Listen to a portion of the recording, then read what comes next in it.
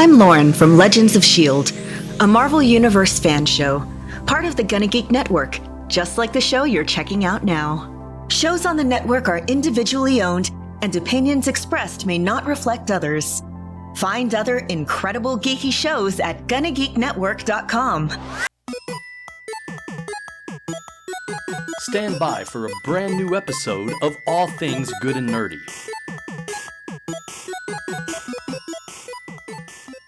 Good afternoon, everyone, and welcome to episode 521 of the All Things Good and Nerdy podcast.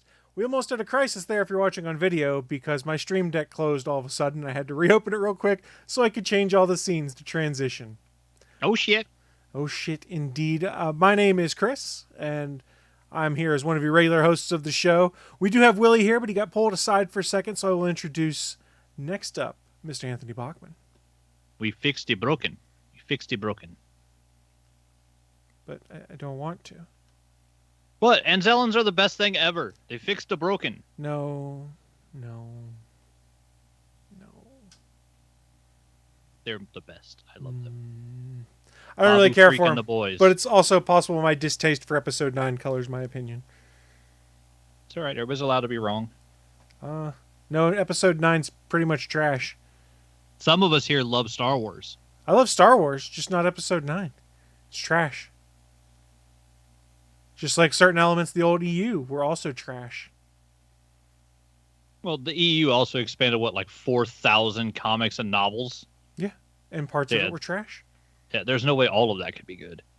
A lot of it was, but there were parts that were just terrible, to quote Charles Barkley. And other parts that were heir to the Empire. That's what started it all. And then Dark Horse actually made a really good comic anthology of the Heir to the Empire trilogy. If you haven't checked it out, folks, they have digital copies available, and I believe Amazon was selling a hardcover edition of the Heir to the Empire comics. And as I'm rambling here, now's my time to stop rambling. As I mentioned, hey, Willie Nelson, he'd be here too. Hey, that's me. I ghosted in from the ether. It's me. Or is it the aether? Willie D. What's the difference between ether and aether? Besides that weird AE the weird AE symbol. I don't know. Oh, one of them, isn't one of them a gas too? Ether? I mean, that's one of the multitude of word usages, definitions. I think aether might just be like the old school spelling of it. I mean, what's the difference between lead and lead? They're spelled the same. Well, that's just pronunciation. Pronunciation and context clues based off how it's put into a sentence. How do you know if you read something or if you read something? Context clues. Depends on if you put the wrong syllabus on the syllable. Exactly, but that's my point about ether. I'm the wrong person to talk to about grammar. All I remember is being like in middle school and high school, like diagram a sentence. I'm like, nope, doesn't make sense. I don't understand what you want me to do here. That's because English doesn't make much sense, especially American English. I was like, give me math, give me history, something like that. That makes sense. Tell me to diagram a sentence. I don't care. As long as the words sound good on paper or when I repeat them, that's good enough for me. I don't need to understand the science of the grammar of why I should say it this way versus that way. I don't care. Yeah, people get too pedantic on it. Yeah. Yeah. But I'm going to be that guy. I'm going to be that asshole that's going to bring mention to this. Uh-oh. You ever reading Reddit and then someone puts out a post and they're saying, "Sorry for my English. It's not my first language." And they put out some William Shakespeare perfect grammar shit. And you're like, what the fuck was the meaning of that warning at the front if you're just going to be perfect this entire time? So let me tell you a tale. Is most people who take English as a second language speak and write better English than those of us that are native speakers. Oh, yeah. I learned more they about learned grammar English, in Latin not class. American English. Yeah. We got a whole different subcategory of the crap we learn. Look, I understand English. I understand it, I can speak it, and I can write it. Just don't ask me to understand the why of how you write something. I'm like, it sounds good. That's why I write it this way. I don't care. I don't care that the adverb modifies the whatever the fuck that word is. I don't care. It'll never do anything for me in life. And if for some reason my old high school English teacher, Ms. Barwick's listening to this, sorry. I do care about it when it's in a trivia game. And they're asking for it. Then I'm like, all right, I need to remember this. All right. put it in perspective. I got this. That's the article. Fuck! Look, I'll do Mad Libs. That's about the extent of how I'll go into. And I always said, wait, which one's that one again? Yeah. Well, as someone who it's spends the ing one. Got it. as someone who spends most of his work hours now on chat, I appreciate people with proper grammar. I also appreciate people that use the word that they actually need to be using for the thing they're trying to refer to. There's a difference between a refund, a credit, and a voucher. There are 3 different fucking things. I want all 3. Yeah, you can't have it. No, I want all 3, or I'm going to bitch online like a Karen. All I want. I don't care what you want. Oh, I'm going to write a scathing review about you on Yelp. And I'm a Yelp Prime member such and such. Yeah, I don't think Yelp's going to take down an airline. Oh, challenge accepted. I mean, I don't think Yelp will, but I mean... No. I've seen... No. I thought you were going to go to a dark place. Oh, whoa, no. I wasn't even thinking that. I had no idea where you were taking that. I was just going to say bankruptcy. That's all I was going to mention. Okay, Jesus Christ. You know what will really take down a fucking airline? You know what really grinds my gears? The leg space. Yeah. I am 6'4". I need a place to put my knees. Well, you got to pay extra for that. Yep. Why? What'd I do? Because they want more money. I really am sorry I was born. Now you have to listen to me. Yeah, that's fair. I've had that same feeling about you before, too. I mean, what? Over average size humans pay more. Deal with it. Trust me, I don't care about a fast fucking car. I just care about a car I can fit in. So, Willie, what you're saying is the airlines are height supremacists. You goddamn right. That's true. Oh, if you want to see something interesting, watch videos of the Big Show buying cars and like getting in them. Seeing any automobile that large human can fit into is amazing. And I can't remember, he was test driving a sports car on some show I watched. God. I'm like, how the hell did they make a sports car with a chassis that could fit a human that big and that weighs that much on one side of it without like the tires just coming up off the ground? I mean, here's the problem with big boy. With all those sports cars and stuff is they're fun, but you got to get down so low to get into the cars now. Maybe I'm just spoiled by the fact that I've driven SUVs or Subarus for 15 plus years at this point in time.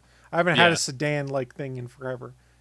Yeah, after getting my Saturn, I will never drive anything that the seat's not at least as high as it is in my Saturn View. I step up into my car in most of the time. I don't do that. I drive a Traverse, and I am super lucky it has a sunroof because that gives me extra headspace. Willie sticks his head out the sunroof to drive. I have to do like this though, but it's like that Dave's Hot Chicken commercial. It ends like right here, so I kind of have to lean into it. Like, all right, or let's maybe like this. So I have to.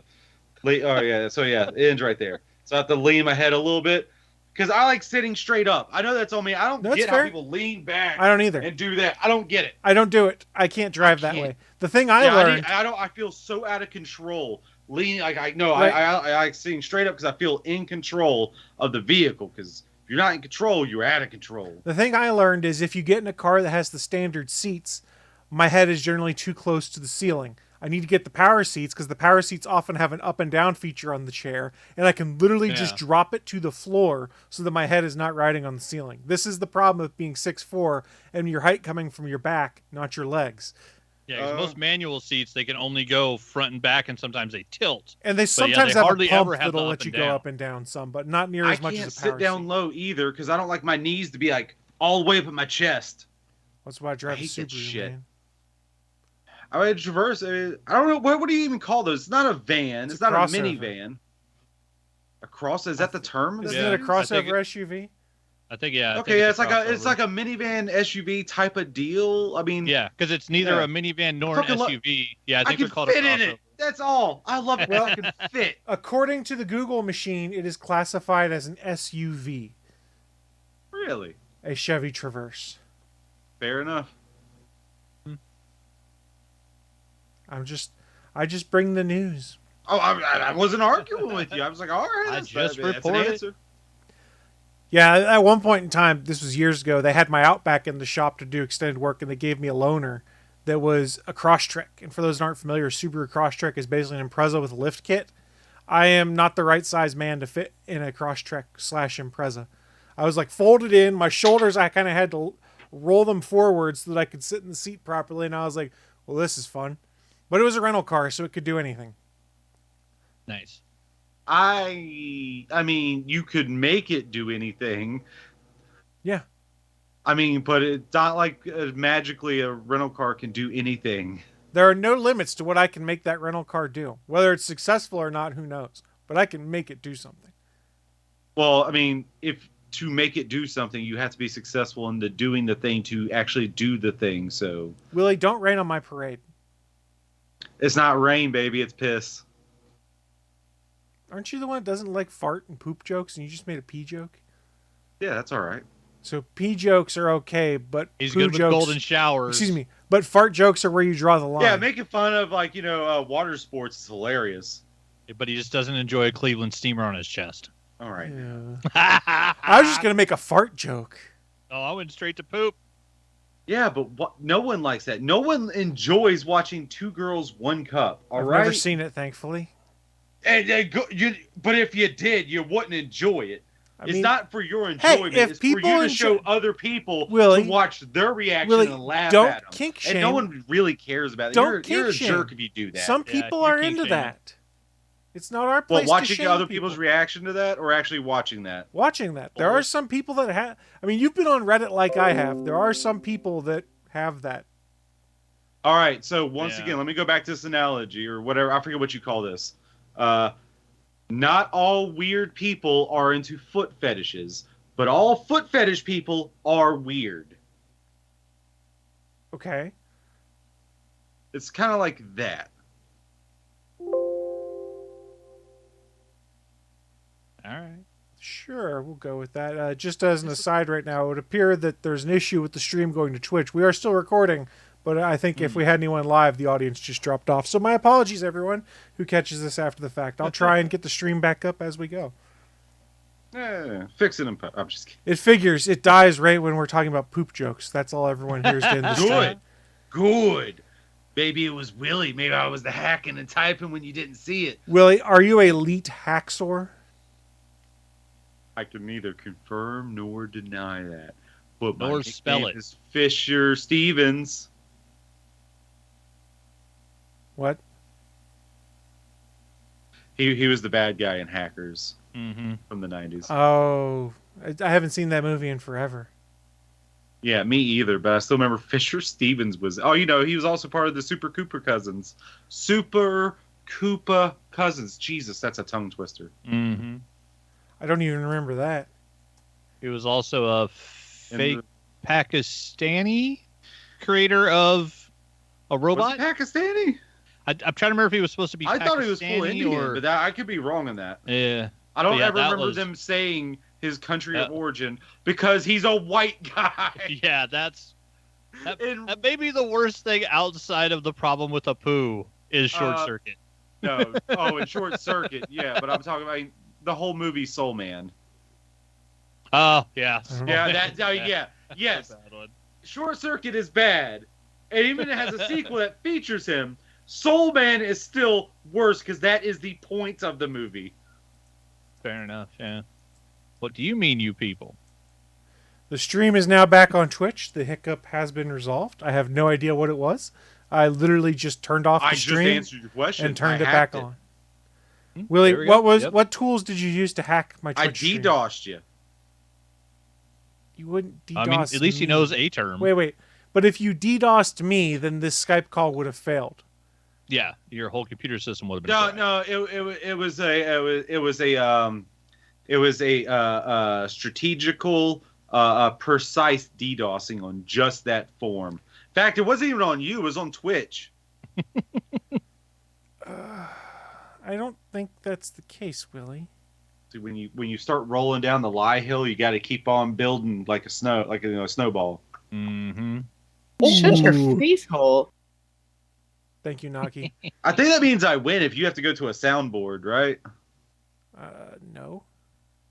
It is Kind of like not. Bachman. Kind of like if you're Dead by Daylight, if a killer starts just swinging at you while you're on the hook on your first hook over and over, you win because you pissed him off. Oh, I see that as a win. If I die on this first, I don't care. You're a bad person. I don't know if I'd call it a win. Oh, I'm laughing at him like, oh, I got you that good. When I was just having fun loops, but I guess it got you. Willie, All I think right, you're win. just stupid. Oh, I know I'm stupid, but I mean, I have fun. That's the important part, right? There's a reason I don't talk or play much DBD anymore. I've been going through waves of playing it and not playing it, and when I do play it, until I get my fill of it. It's like, all right, now I'll come back to it. Maybe every other day or something, and then I'll go. Then sometimes take a break, like how I'm doing now with another game of further on down of what I'm into later on. Yeah, I'm at the point now. The other day they gave away a free charm, and I didn't even log in to get something for free. I was like, nope, not worth it. I mean, listen, when you're my Dwight, you don't really need to change anything. The barefoot wonder, baby. Yeah. Barefoot, bright yellow backpack with bright red paddles on him. And Jana's still enjoying it and playing it almost every night. She's at Prestige 62. She really wants to get her Michaela to 100. But then, once she's done with that, she doesn't know she'll ever play again. They make it a pain in the ass to spend the blood points, which I think they're updating. Yeah, the next soon. update has on the PTB. They finally give an auto spend button, which they should have put in 3 fucking years ago. I wish they would let me auto spend all the way up to the fucking next prestige. Yeah, I mean that's what they should do. But at least now they're at least letting you hit a button, just one button on a blood web, and buy the whole blood web instead of having to click each individual item. Can I spend a full 2 million blood points that's right, 2 million, right? Yeah, 2 million blood points and just get an instant prestige level. I'd be happy with that. Like, you don't get any items or anything, you just get the prestige level. Like, sure. So I'm not just constantly at that cap. Yeah, I mean, it's getting that one quality of life aspect added to it, but then at the same time in the next patch, they're taking the healing totem and making it to where it doesn't heal anymore. So yeah, the majority of the next patch is going to break the game. It looks awful. Yeah, I still play just to have fun. Yeah, but if it takes longer to heal yourself than it does to fix a generator, there's a problem with the game. And with the new patch, that's how slow healing's going to be. I mostly let other people heal me anyway.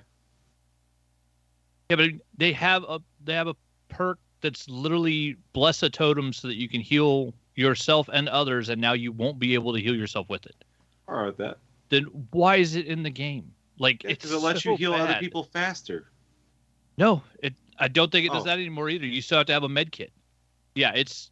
Oh, that's pretty dumb. Then never mind. Yeah, it's awful. We're getting too much Dead by Daylight talk here. Well, it can't always be wrestling talk. I got a cat fucking moving I didn't bring around up any wrestling yet. I know, but usually you and me talk wrestling, and then Willie just stands there and plays with his cat. And so this time we're talking DVD. Well, look at her. She's rolling over and wanting me to pet her belly. How could I not do that? I don't know what that is, Chris. Chris is giving you the. I'm crushing your head. I'm giving you the thumbs up. Oh, that's Kids in the Hall. Never mind. This is the thumbs up, Yeah. Willie. It's cool. It's cool.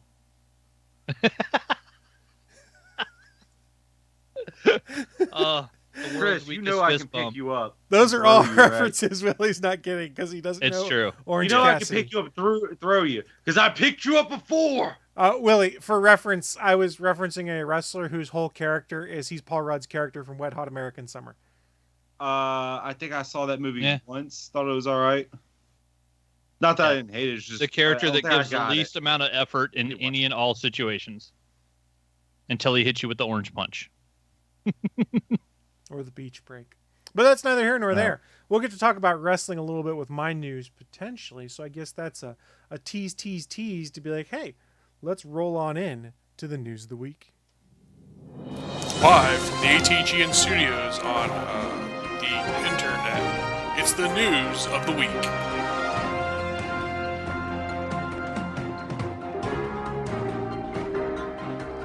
Welcome to the news of the week. It is that part of the show where we run down in our minds some of the most interesting geeky or nerdy news to have popped up here recently and share it with you guys watching live or listening at a later date.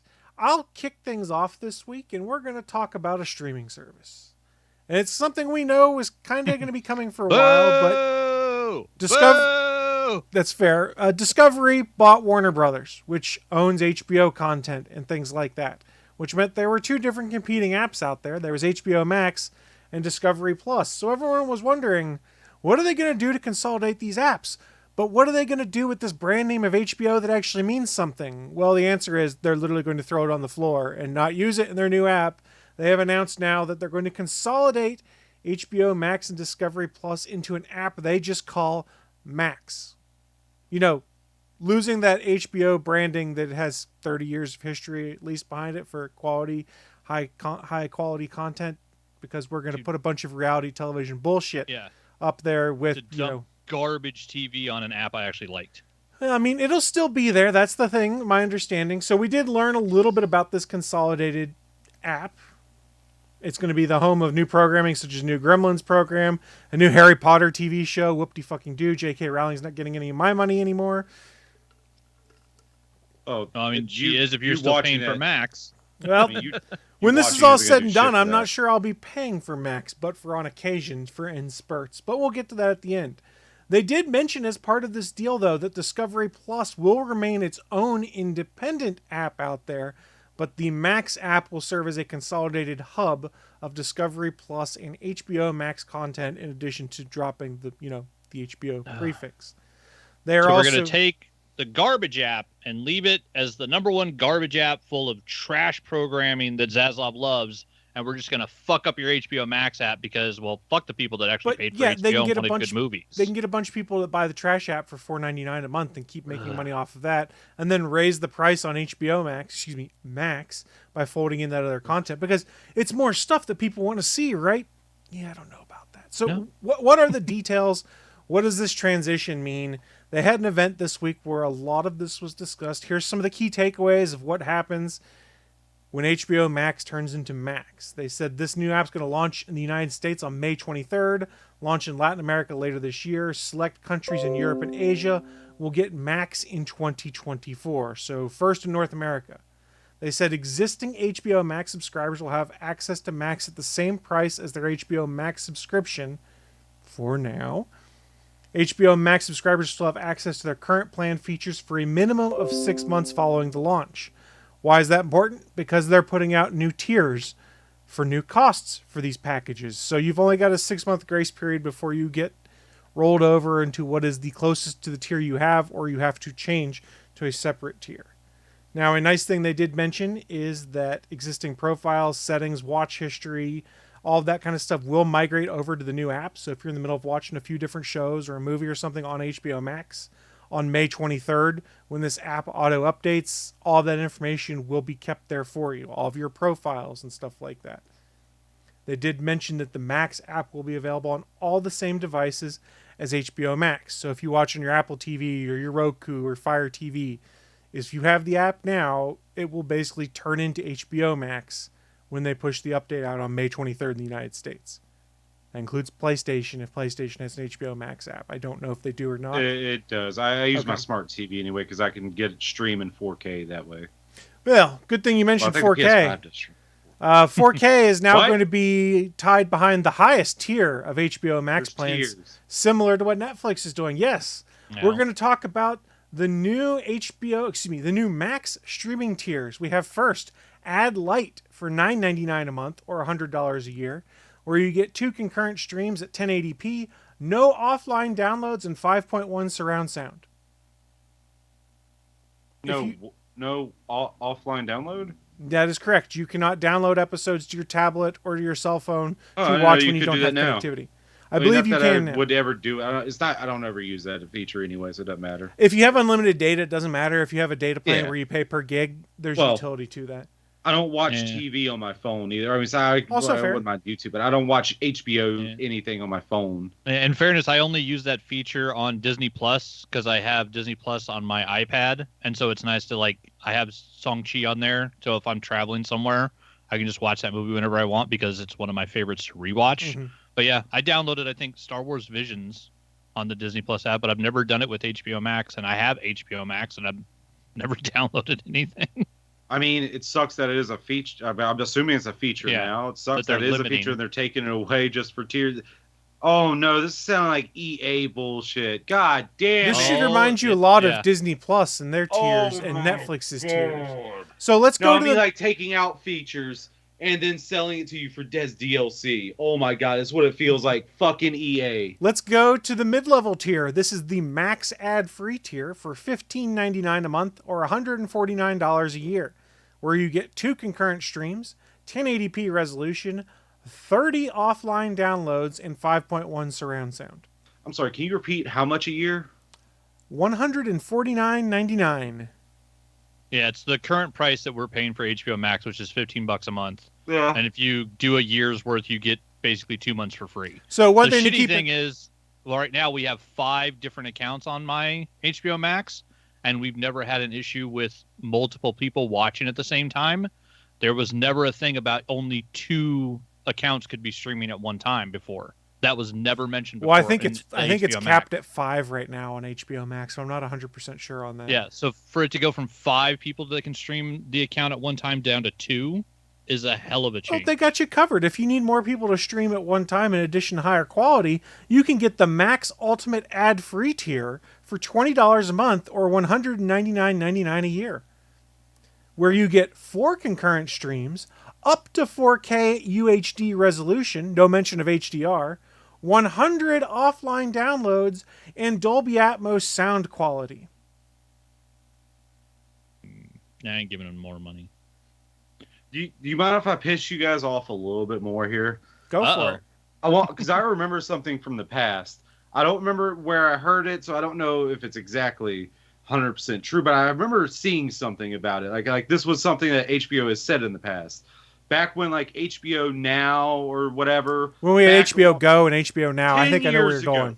Like 10 years, I'm pretty sure I heard them say something about like they don't care about you sharing your HBO password or whatever for that, to share HBO, because the attachment rate was so high, it didn't matter.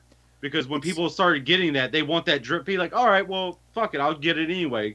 Because hey, guess what?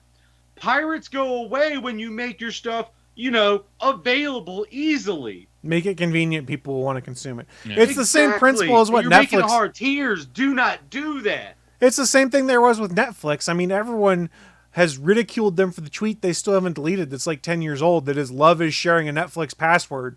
Meanwhile, they're putting features in there so that if you are not in the same geographic location as someone, you have to pay more now for them to access your account. So say in theory, you're on a temporary duty 6 months in Seattle and your wife stays at home in North Carolina or whatever. Hey. Yeah, I was using that as an example.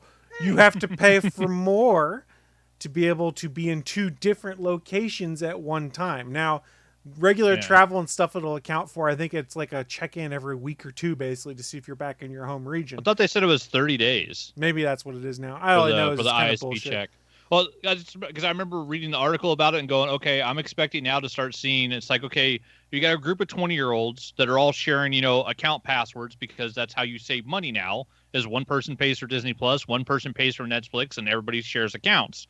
And it's like, well, if they do that, then we're just going to start seeing monthly parties where everybody brings their Rokus over to their buddy's house and logs in at that house, so that the Roku picks up the IP address of the computer at that house, just use and VPN. then you take your Roku home. I mean, if you're really concerned about it, just use VPN on any of these devices, and you can probably get around it. Possibly. But neither here nor there. The other thing to keep in mind is we found out they're planning on eliminating a lot of these post 60-day movie theater releases, putting things on HBO Max. That's going to go away. So you're not going to be getting movies near as quickly. You're not going to be getting movies direct to HBO Max day and date like we were getting before. So you're getting less and less stuff. The prices have gone up. Willie's yelling and on mute. Yeah, last year was so good for that. Last year was so good. The Batman. Oh, loved it. They had months of programming where it was worth a month of HBO Max to get a movie that was coming out. Matrix 4 wasn't the greatest movie, but being able to watch it at home when it came out, I was like, okay, cool. Fucking Kong versus Godzilla? Fuck yeah. So glad I didn't spend money on the new Mortal Kombat. But hey, I gotta watch it at home. That's a good movie. Fuck you. I mean, but go and look at their lineup of stuff that's coming up. for me, I don't care about another Game of Thrones prequel. They just announced another one they're going to do. Yeah. I don't care about a Harry Potter TV show. I don't care about that. All of their new content, I'm going, I don't know if I necessarily care about that. Like, I use my HBO Max right now for Last Week Tonight with John Oliver. When he goes on hiatus, I turn off my subscription. And honestly, at this point in time, Last Week Tonight puts enough of their stuff up on YouTube. It's not worth my paying this price per month for less content and more restrictions on me. And hopefully other people take that same approach, and it kind of shows that, hey, when you flip this app over, you're going to lose people. This is horseshit. Let alone, and I don't care about this one as much as maybe some people do, is the inclusion of a bunch of crappy Discovery content into the HBO Max library. It doesn't faze me. I wouldn't watch it anyways. It just means a couple more tabs to click through to get the stuff I want, probably. Yeah, I want a feature, like if they want me to keep Max, I want a feature where I can go in and like click a button that says "Do not show any Discovery Plus content on my app." Yeah, that's not the fucking feature I want. I don't want none of that garbage television bullshit, fake reality show shit. The best you're gonna do. The best you'll do is have a tab that's basically HBO. You can click on it, it takes you all the HBO stuff. Yeah. Or a tab that's DC. Step. Yeah, instead of just going to HBO like I used to. Well, yeah, but that's how they get their attachment right, is by showing you other stuff they think you might watch that makes you go, oh, this is a reason for me to keep this, because I can watch, in addition to my superheroes, this trash show that just got elevated. Now, what might be interesting if they actually did, and I don't know if this is the case, is if it had like the entire back catalog of, say, Mythbusters or something. I was going to mention that. Yeah. I was waiting to mention that. I don't know who has the back catalog for it. I know they stream old episodes, old episodes on the Science Amazon Channel. has like seasons 12 through like wherever they ended at like 23 or something.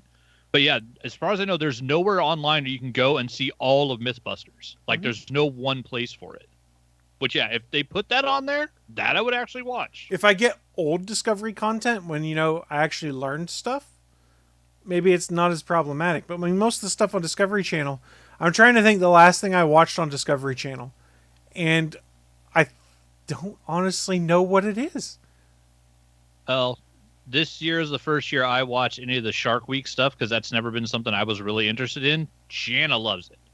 My fiance loves Shark Week. Yeah. So now it's like, well, when Shark Week rolls around, we'll get Discovery or we'll get Max for that month, and I'll catch up on the Continental and the Oswald Cobblepot Penguin show, and then I won't pay for it for the 11 months out of the year. The Continental's problematic, seeing as Mel Gibson's the lead in that. I don't know that I really want to I wonder if that's why him. They didn't show him in the trailer. Yeah, right? Yeah. How do you have one of the biggest movie stars in the world and you don't put him in the trailer for your show? Because he's an anti-Semitic asshole? Yeah, apparently. But yeah, the Cobblepot thing looks good. Matt Reeves' Cobblepot show. Colin Farrell in that makeup is amazing. Yeah. I love the work he did as the Penguin in the Batman.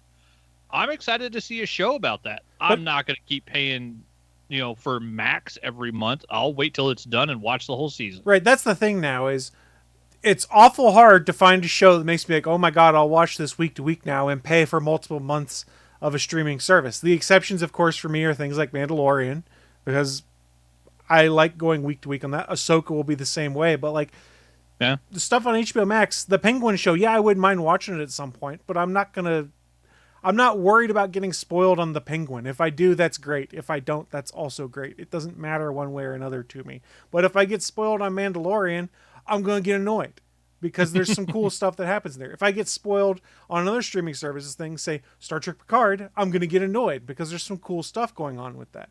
In fact, I would argue that they've maybe sort of figured out how to do Star Trek and streaming finally. It just took them a few years. Neither here nor there, though. But there's no must-watch thing on Netflix for me at this point in time. I'm like, oh my God, I need to keep my Netflix subscription so I can watch the next episode of this. I mean, my Netflix subscription, I think I'm turning it off at the end of this month because there was nothing coming out that I cared about watching on there, so it didn't make sense to have it. We're doing the same thing with Apple TV Plus. I have Apple TV Plus turned on right now for Ted Lasso. As soon as Ted Lasso is over, I'm unsubscribing from Apple TV Plus again.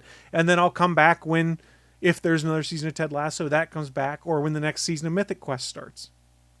How often do you get spoiled at Ted Lasso? Because I haven't seen anything about Ted Lasso. I don't get spoiled on Ted Lasso, but I just like watching. That's all out. I just binge that shit. I enjoyed when my wife and I binged the first season and a half of it because we hadn't seen any of it. Because I got Apple TV Plus for free when I bought my iPad for like a year or whatever. So we binged the first season half, then went week to week. And there's just something I like about, hey, I'm going to sit down, I'm going to eat dinner on Wednesday, and it's just going to be relaxed, enjoyable, an episode of Ted Lasso. Well, there's just and something it's a feel-good peaceful. show, right? For the most part. Yeah. I mean, there's assholes in it. Like Anthony Stewart Head, who was Giles in Buffy, plays an asshole rival owner, and he's great. Ooh, he's great. He has such a good singing voice. He does too. And he's really good as a swarmy asshole whose name happens to be Rupert, much like it was Rupert Giles Rupert in this Giles. show. Nice. And he's really, really good. He is the ex-husband of the woman who owns the football club that Ted Lasso coaches. Okay, that's awesome. Yeah, I did the same thing when I bought my iPad that I used my the money I earned off of Pacifist. I had Apple Plus for a year, and that's when I watched C. And I'm actually mad now because I don't have any more. I want to see. Have you watched any of that show where it's like the NDA thing where they wipe your brain? Severance. Not yet. Severance. Well, I keep mentioning. Yeah, I want to see. Yeah, I've me too. heard such good stuff about that, but I haven't seen it yet.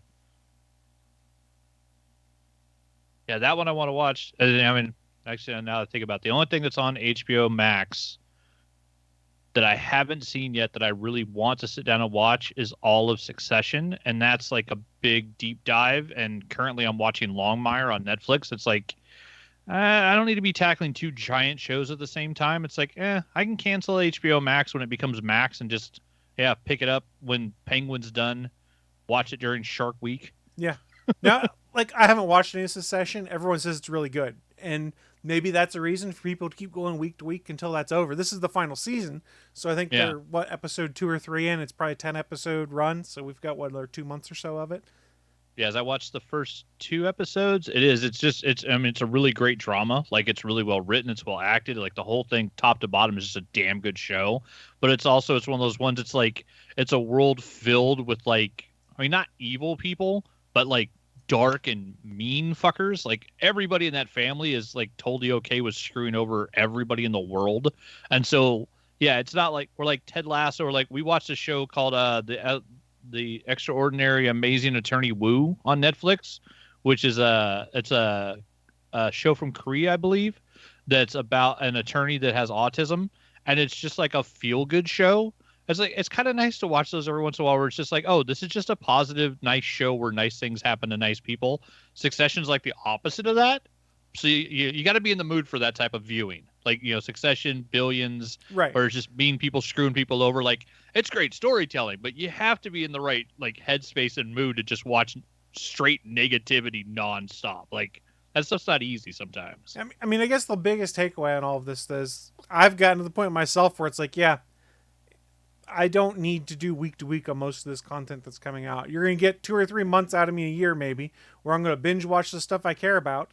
And then that's it. The only thing that has me slightly intrigued with keeping Max is that I guess the CEO, David Zaslav, was asked about sports and said live sports would be coming to Max. Now, I assume they meant like Premier League football and things like that.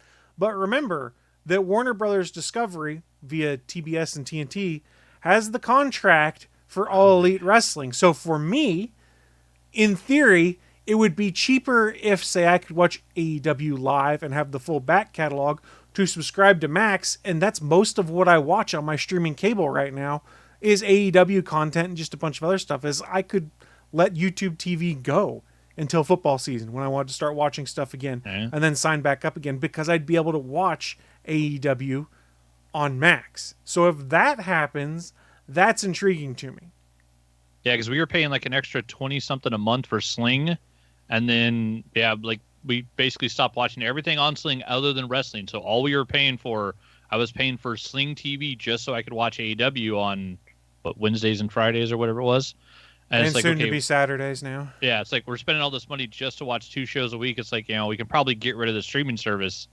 If that shows up on Max, especially if, like you said, if the pay-per-view back catalog's there. Well, I don't know about the pay-per-views being on there, because Warner Discovery also owns Bleacher Report Live, which is where they stream their pay-per-views from. So I'm sure they would rather keep making money off of pay-per-views. All right, how about this? As someone who doesn't watch wrestling. Okay.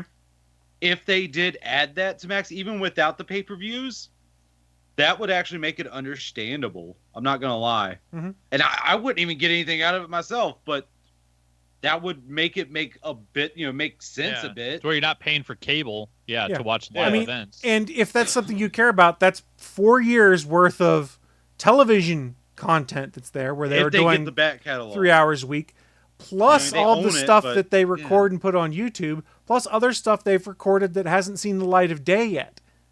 They've done house shows and stuff where they've recorded things. They've done limited shows in Jacksonville where they had the cameras there, but it never showed on TV or anything. And if you're a reality show junkie, like many people are that would be subscribing to Max, there's the AEW reality show that just started that they'll put on there too, I'm sure. Yeah, if you like reality TV, like MILF Motel or whatever it was, MILF Manor. MILF that's Manor. What it was. Yeah, then go all you want in that, I guess. I didn't know AEW is doing a fake reality TV show. What is it called? AEW All Access. It's on after Dynamite on Wednesdays. So is it just like the Elite YouTube channel, basically? Well, they follow around certain people: Britt Baker, Adam Cole, the Elite, Sammy Guevara, Ty Mello, and a few others.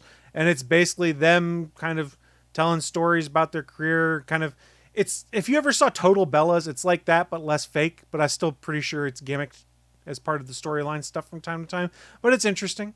And they started recording after Brawl Out. So basically, the Young Bucks just came back from suspension in the first episode. So there's some interesting, for people that are pro wrestling fans. Suspension. How did they equate this to it? They said this is like the Zapruder films of pro wrestling content, because everyone's like going frame by frame to try and see who's in there. And like, there's some funny moments. Like, I watched the first episode. I haven't watched the most recent one, where like some of the Lucha Libre guys are backstage and obviously unmasked. And when they saw the cameras come, you saw one of the guys pull one of the Lucha Libre guys up against his chest so his face couldn't get seen on camera and stuff like that. I'm sure they would have blurred it, but it was nice to see that. Yeah, that's kind of important. Yeah, like that's big doings. You can't show a Lucha Libre without their mask on. If you don't sign a release, they can't put your face on there. So I'm assuming they probably wouldn't have signed a release and would have had to blur it anyways. But there was some interesting stuff there, and it kind of, if you watch things like BTE or Sammy Guevara's vlog, this is what it feels like: is that blending of storyline with elements of what these people are like in real life and backstage. And it's interesting because it's also covering Adam Cole's recovery from like those 3 concussions he took in a row, and it's taking place while he's in the middle of his recovery and trying to come back to wrestle. And it just goes to prove that the Chugs is a real nice dude. I don't know how anyone can hate him. Yeah, well, and it makes sense. I hate him for the name. That's his Twitch channel. Yeah, his Twitch channel. But I mean, it does make sense. So yes, yeah, if like they're starting with like the Elite and Sammy Guevara are the leads on the reality show, and Britt Baker, it makes sense. She gets a lot of screen time. Well, I mean, that makes sense too. But I mean, the fact that between the Elite and Sammy Guevara, they already had how many thousands of hours of video blogs on YouTube. Well, this is like all fresh. This is not them taking stuff out of there, but these are people that are used to doing that as part of like building up their pro wrestling career. Like Sammy did like a daily vlog for forever. So it's people that are used to being not just on camera when they're in the ring playing the character, but being on camera when they're being themselves in real life as well. Yeah. Very careful. If it's man, see you break a kayfabe. He don't care if you're in another organization or not. Yeah, sure. Vince is getting $9.4 billion to sell his company. He doesn't care about much right now, I don't think. I don't give a fuck what he thinks. Well, neither do I. He's a creepy old man. It was weird having just watched, I just finished watching WrestleMania this morning. And so seeing the Cody Rhodes Roman Reigns fight and seeing that he gave his belt to -1 at the ring was kind of cool. Because, of course, they didn't call him -1 and they didn't mention the Dark Order. But they mentioned him as Brody Lee Jr. Yeah, it's like Brody Lee's kids there, and like, WWE fans still know who Brody Lee is. And so, like, that was actually cool that he was there. It would have been funnier if he had his -1 mask on, but I'm betting they probably wouldn't have let him wear it. No, that little kid, just what he does through the rest of his life, I'm just so interested to see what he does, because I don't know if I've ever seen, like, the kid. It seemed like Cody and Dustin both grew up and eventually loved wrestling, but like I don't remember like seeing them at WrestleMania 2 like on camera. Like, this kid is just in it. Like, it's so cool to see little Brody Lee Jr. because when that kid turns 18 and like makes his in-ring debut, like, it's gonna be a freaking cool thing to see. Yeah, I think so. But I have rambled enough about Max. I've taken up way too much time. Well, we're going to talk about it more because I'm tossing to Willie, who wants to talk about a television show on HBO Max. Ooh, I'm so happy you asked, because there is a good show they had on HBO Max last year that I believe a bunch of us liked. It's called Young Justice, right? No. Oh. Well, then you're fired. Did it come out? Did that come out last year? No, it's called Titans. They were finishing off their run last year? I think they finished Titans? off season 3 last season. You know what, y'all? What, you don't love Brother Blood? All right, so you can shut up and you can shut up, because my news, my actual news, I'm looking right at you. I hope you can feel my presence. James Gunn has kind of retracted when the next Peacemaker season will come out. About 6 months ago, he said they'll start shooting in a couple months, but since other news of him, running the DCEU has come out, he has since kind of changed things, and he recently has said that Peacemaker season 2 has got pushed back a little bit until his Superman Legacy and the Waller show come out. So he does say Waller does take place after Peacemaker. But, I mean, I'm not going to lie. I mean, I like Waller as a character, but I don't know as being, like, the main drive of the show. But I was wrong about Peacemaker, so I'm probably wrong about this, too. So who knows? Trust in Gunn, right? Second Amendment. That's the best version of the Second Amendment I've ever heard, is trust in James Gunn. We'll allow it. Yeah, I did it funny. Is the Waller show going to star Viola Davis? Do we know that yet or not? Yeah, yes. I believe so. She actually is. I don't staying think with he's the going to swap her out. He knows where it's obviously. I don't. After Waller is head up a Doom Patrol. Waller will be headed up by Doom Patrol show creator Jeremy Carver and Watchmen writer Crystal Henry. Nice. Okay. Well, just after 19 seasons of How to Get Away with Murder, I didn't know if Viola Davis would want to do another TV show. Viola Davis is coming back as her character Amanda Waller. Nice. This is also going to have some of the so Peacemaker team in it as regulars on the show. Ooh.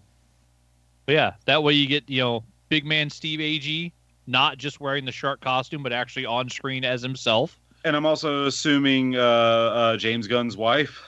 Oh, I mean, Jen Holland. Yes, when you're the showrunner. I'm not gonna lie, I forgot her. I don't think I ever really learned her name. I'm sorry. When you're the showrunner, you make sure your wife gets work.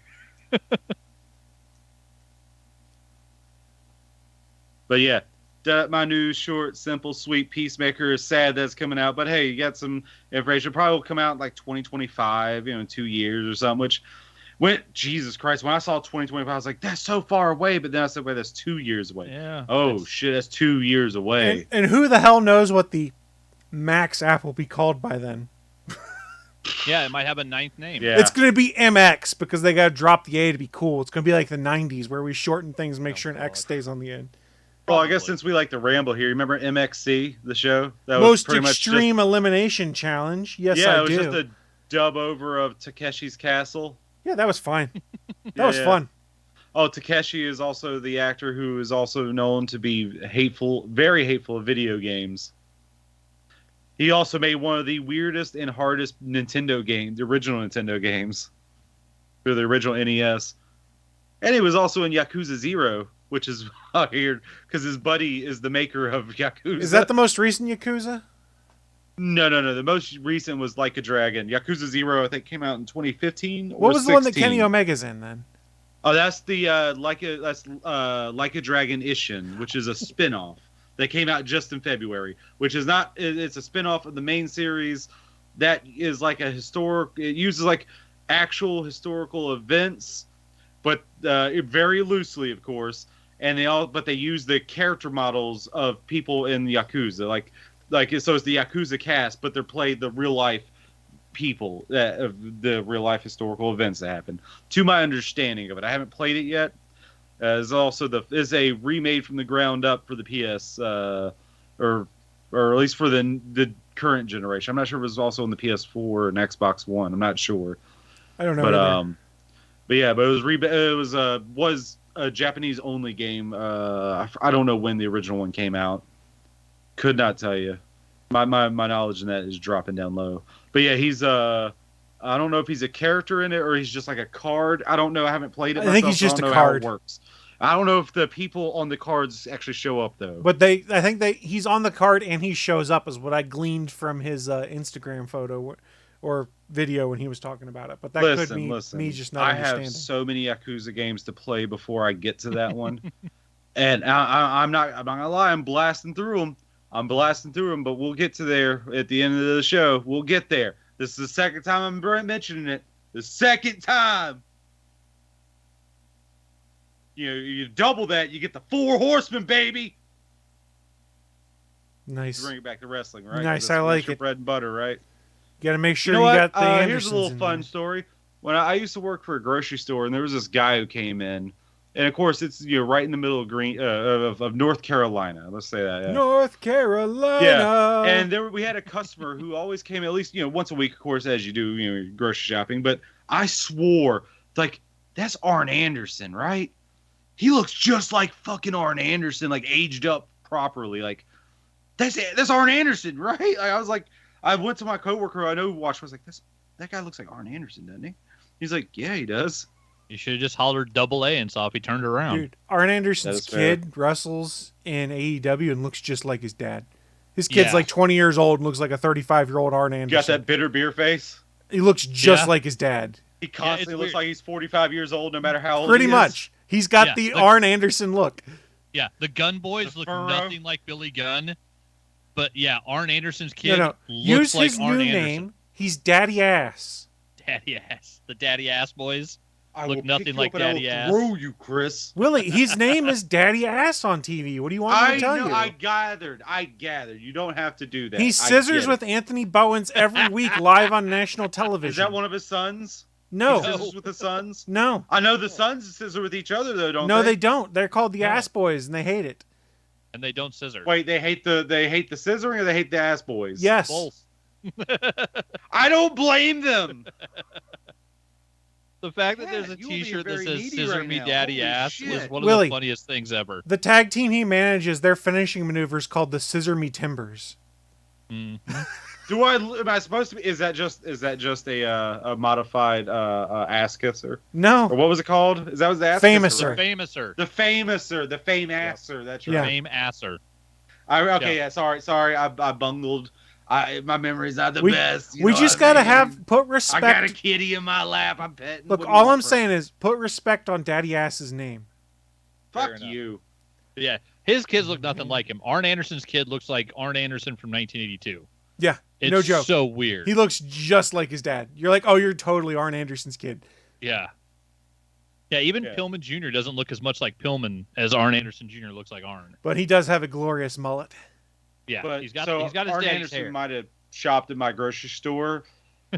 Possibly. I never stopped to ask him because, that just seemed weird and rude. Like, especially if he said, no, I'm not. Willie, you should have gone up to him and chopped him and gone, woo, and then walked away. No, then I'd take like 3 steps and then just flop on the floor. And then do the flare flop. Face plant. I'd laugh my ass off.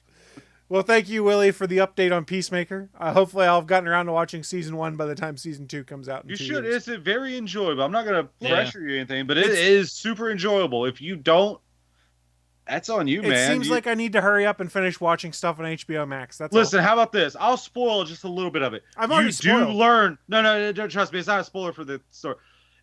You do learn that Aquaman does, in fact, fuck fish. That's true. There you go. The important thing, though, about Peacemaker is that you'll never fast forward the intro. That's true. Oh, that song. I've seen it. They put it on YouTube. That song's on my Spotify main playlist. I'm going to listen to it when I mow right after this. Yeah, do you want to taste it? That song and that dad sequence is just so good. So good. James Gunn is fucking great. It's the chives on the buttered potato. Guardians 3 next month, y'all. Guardians 3. We get to see him complete a trilogy. I'm so excited. Let's wrap up our news of the week, though, because I'm sure this one's got a fair amount of stuff on it. And Bachman, what do you got for us? We got Star Wars Celebration news, which I got a big list here that talked about all the stuff that came out. We're not gonna hit all of it, but there's too much. But yeah, there was some big new revelations at Star Wars Celebration, and a whole lot of information's dropped. A lot of trailers have been released. One thing I thought was cool is Lego Group is doing 40th anniversary dioramas for Star Wars Return of the Jedi that is going to go back into theaters. So if you never saw Return of the Jedi in theaters, you have a chance to see that again. They're going to do the 40th anniversary and put it in theaters again, which is kind of cool. Is it the special edition or the original? That I don't know if they've said. I saw the special edition in theaters when they did the re-release in the late 90s, but I have not seen the original version in theaters. Yes. Well, I don't know if I assume it's going to be the special edition. It's probably going to be the special edition, unfortunately. But there's probably a lot of people out there that have never seen that movie in the theater. So it's a cool chance to see it. I mean, realistically, yeah. Because when was the last time it was in theaters? 98. Yeah, 25 years ago. Yeah, 25 years ago. It's been a long time. Yeah, we're old.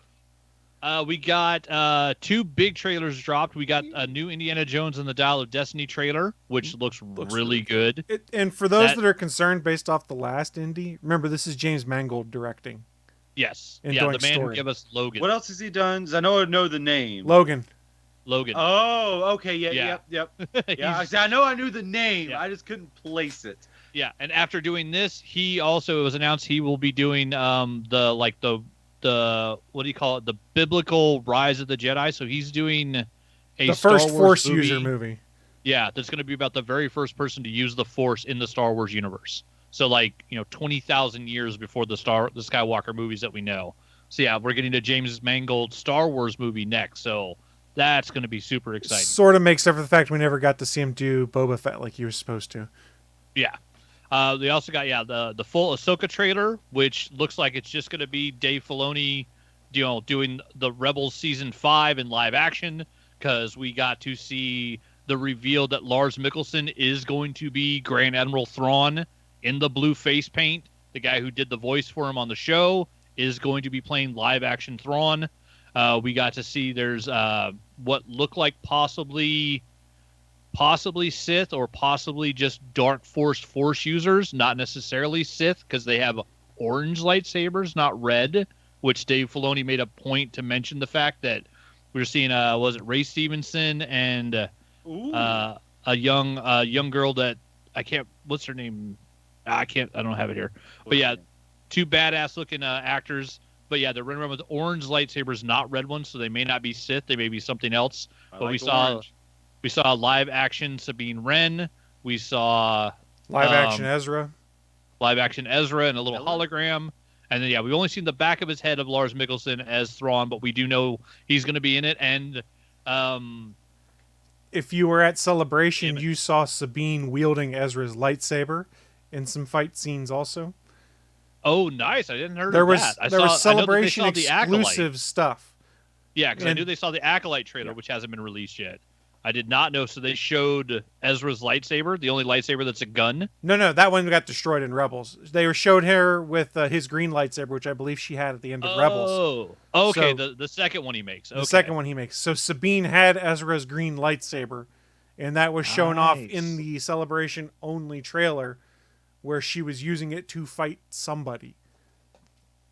Very cool. And then we also got Rosario Dawson. I couldn't think of Rosario's name. We Ahsoka Tano actually dropped the title Heir to the Empire, which everybody knows is like something that Dave Filoni loves. He's been kind of building towards with Rebels. And it was one of those things that's like, oh, are we ever going to actually get that story in Star Wars? And apparently we are, because she straight up name-checked it in the trailer. And it was good timing that they showed that trailer. Then they showed this week's Mandalorian early at Celebration. And I know you haven't seen it yet, Willie, so I'm not going to say anything else about it. But they name-dropped some people. It's something where, if Thrawn gets name-dropped in Mando this week. The timing on it was basically perfect. It's kind of like how they set up some of the Marvel announcements right as movies came out. This one was perfect. It's like, oh, we're going to show the Ahsoka trailer, mention Heir to the Empire, and then 2 days later when the Mando episode comes out, we're going to actually mention Grand Admiral Thrawn in the Mandoverse, which, it's all coming together. Dave Filoni's getting all of his toys together, and then, of course, we're also going to get a Dave Filoni movie, which, will basically just probably be Heir to the Empire as a film. So the way it's been described is think of Dave Filoni's movie as the Avengers for all of the TV shows we've been getting. It's where they're going to tie up the loose ends and finish off a lot of the dangling plots for what's going on with Mando, the Acolyte, Ahsoka, Rebels, things like that. It's going to be a movie that finishes off some of those things. Yeah. So It's gonna one be would assume we get Grogu and Din Djarin, Bo-Katan, Ahsoka, Sabine, Ezra, Thrawn, Pelion, all of these folks in a movie that Dave Filoni gets to write and direct, I believe. Is that what they'd said? I believe so, yeah. Because there were 3 Star Wars movie announcements. So the main gold movie will go back to the Dawn of the Jedi. Dave Filoni's will focus on New Republic and close out the interconnected stories told in The Mandalorian, The Book of Boba Fett, Ahsoka, and it says, and other Disney Plus series. So then that means it may have connections to Bad Batch, Andor. I mean, there's who knows what it. I mean, it's Dave Filoni. He gets to finally do a movie, which I'm just excited for that because if people don't know, when George Lucas kind of handed off the reins, Dave Filoni is he's like the stepdad to Star Wars at this point. Like George Lucas created all this, but Dave Filoni's the guy that's been there, like, making sure, storylines make sense, building character arcs. He invented snips in Clone Wars Season 1, and now we're seeing all the way to the point where Ahsoka has her own TV show. Like, this guy has been there, like, just telling everybody how awesome Star Wars can be and then proving it by telling great stories with Star Wars. And, yeah, I'm not sure if there's anybody alive that loves Star Wars more than Dave Filoni. He may actually love Star Wars more than George Lucas, which is kind of impressive. Well, I think the fans may have soured George Lucas on Star Wars a bit when it was all said and done. Are you trying to say Dave Filoni is a de facto daddy? He is de facto Star Wars daddy. And then the third movie we're getting is we're going to see the rise of the new Jedi Order because Rey is coming back 15 years in the future. Daisy Ridley is doing the rise of the Jedi Order. They're in the new movie that will be past the Skywalker saga, though apparently not part of the Skywalker saga. They're not announcing. Now they're doing kind of the smarter thing where they kept telling us, oh, we're going to get this trilogy of films. We're going to get these 19 different shows. Like, no, we're going to do a movie and then see how it goes. And so they're just announcing it, as a single film, which is, I think, a smarter way to go about it. Most of the stuff that had been announced previously is canceled at this point in time. The Rogue Squadron movie seems to be canceled. The Rian Johnson trilogy seems to be canceled. Well, see, and they talked to Kathleen Kennedy because I listened to them on Slash Film. They talked about an interview with her, and she said a lot of that stuff either is still in the works, where Taika Waititi's still working on a script, but he's still working on a script by himself. So they announced that Taika's going to do a Star Wars movie 5 years ago, but he's still working on it. And then they still will do something with Rogue Squadron.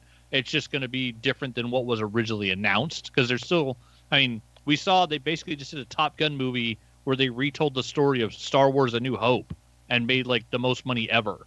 It's if you do a Star Wars movie with planes in it, it'll probably make money. It'll probably do just fine. So, I mean, there's, lots of stuff that hasn't been going forward as fast as people thought, but it just means, they're just announcing shit too early. And so, now this idea is hey, we're going to announce 3 movies and a show. And then also, the Acolyte show, they got a trailer at Star Wars Celebration, which we didn't get to see. It hasn't gone up online. So I'm waiting to see when that comes out. We're getting more Indiana Jones action figures from Hasbro, which is kind of cool. We're getting a Tales of the Jedi Season 2. It's in the shitty current Hasbro packaging that has no window on it, which is really annoying. I got one of the new indie figures that I'd pre-ordered and forgot about. And it looks cool. It's just in a cardboard box. You can't see the figure itself because it's economically friendly. Notice they've retracted that view now and we'll start going back to putting the plastic window on figures. Yeah, because the idea of buying a figure that you can't see makes no sense. Well, people were stealing stuff because they're just sealed with Scotch tape. Oh, I mean that too. Yeah.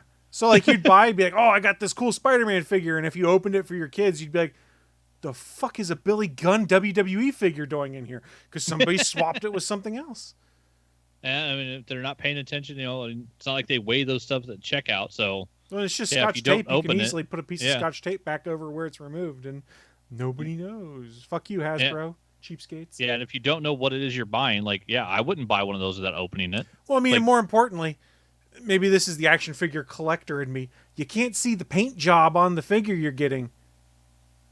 It's not unheard of that there's so you poor don't know paint if it's jobs or they stamp the eyes on in the wrong place, stuff like that. There's legit things like that, and there's been variants of figures because of that. And people are like, oh, if you can find the misstamp, it's worth so much more, blah, blah, blah, blah, blah. Well, I mean, that's true, but you got to be able to find a buyer of it. That's true. It's called eBay. But now they basically turned it into a blind box proposition. Fine. Just every action figure should not be a blind box. Would you rather blind I say boxes... Mercari instead, Willie? I have no idea what that means. Or Facebook Marketplace? Oh, sure. The fuck ever. Other announcements. Go ahead, do the thing. We're getting Star Wars Tales of the Jedi Season 2, which Season 1 Tales of the Jedi was awesome. We saw like little baby Ahsoka using Force powers when she was like 4 months old. We're getting a second season of Star Wars Visions, which I love that show, giving, like Asian directors and writers a shot at doing like manga influenced Star Wars with pretty much what we saw, no restrictions. It just, it's a story that takes place in the Star Wars type universe, what they used to call their Elseworlds. They had Infinities or something like that. Was it Infinities? Yeah, I think they had a weird name for it. But yeah, Dark Horse used to have their own version of Elseworlds What If for Star Wars. That's how we got the Return of the Jedi one that ended with Darth Vader in an all-white Darth Vader suit that was really fucking weird and turned into a meme. Yep, which was a really cool looking outfit, but it was one of those ones that definitely it's one of those things that works better in comics than anywhere else. Vader's suit would not work in all white. It didn't work for me. Yeah, not live. It works in a comic though. No, it's a cool image. It didn't work comic. in the comic either. But we're getting more Star Wars Visions. We're also getting they've announced we're getting Bad Batch Season 3. Marvel is going to be doing a Star Wars Dark Droids comic that's a horror event, which just seems like a crazy concept to me, but like I'm kind of interested. And then they also announced one of the big news that not huge for us right now, but they're going to do the next Star Wars celebration 2 years from now in Japan.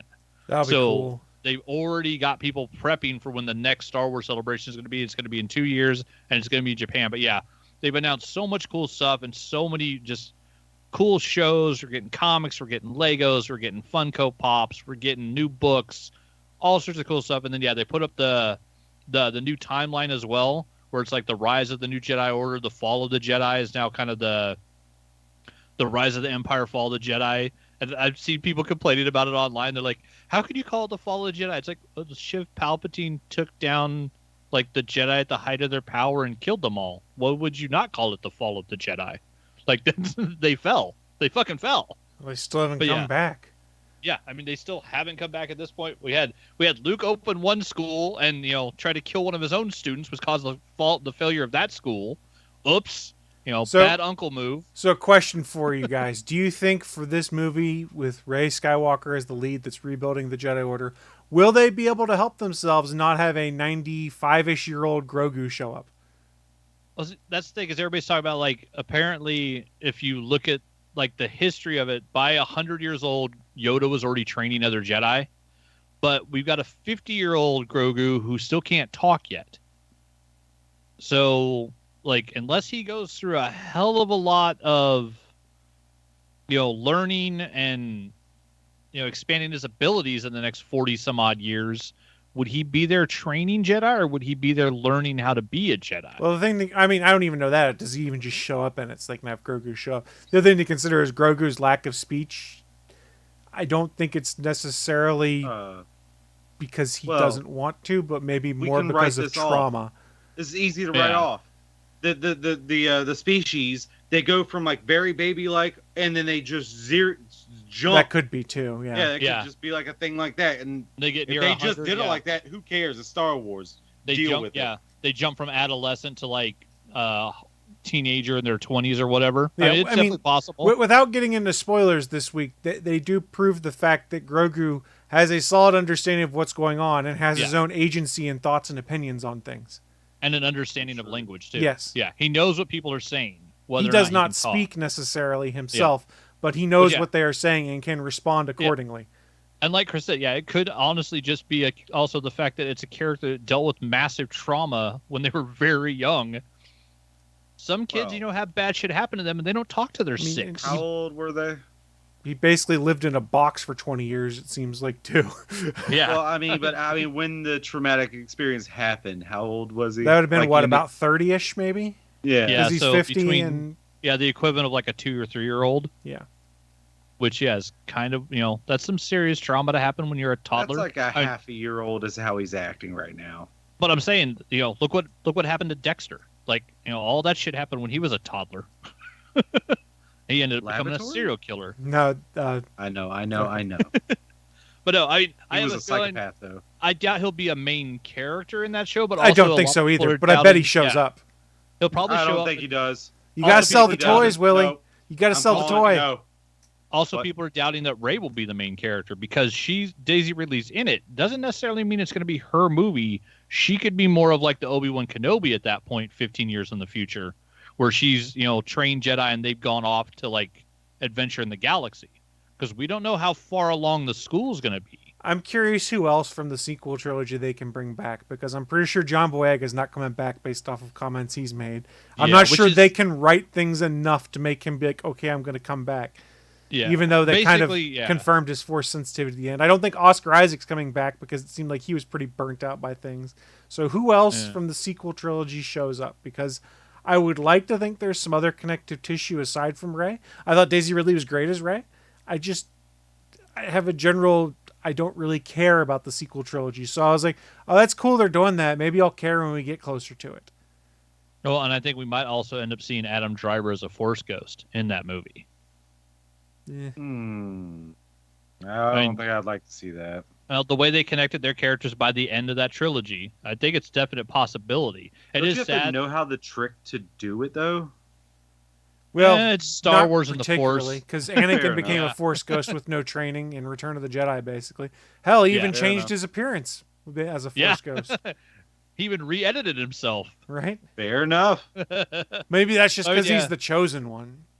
True. The chosen Even though the one. chosen one's prophecy was entirely invalidated by You episode are the 9. chosen one, brother. It would be cool if we got John Boyega back, but yeah, I think they'd have to not only back up a truck, it would have to be like a guarantee. It's like, okay, Finn is a fucking Jedi. Like, it can't just be, oh, we're going to show John Boyega holding a lightsaber. It's like, no, he's a Jedi or he's not doing the movie.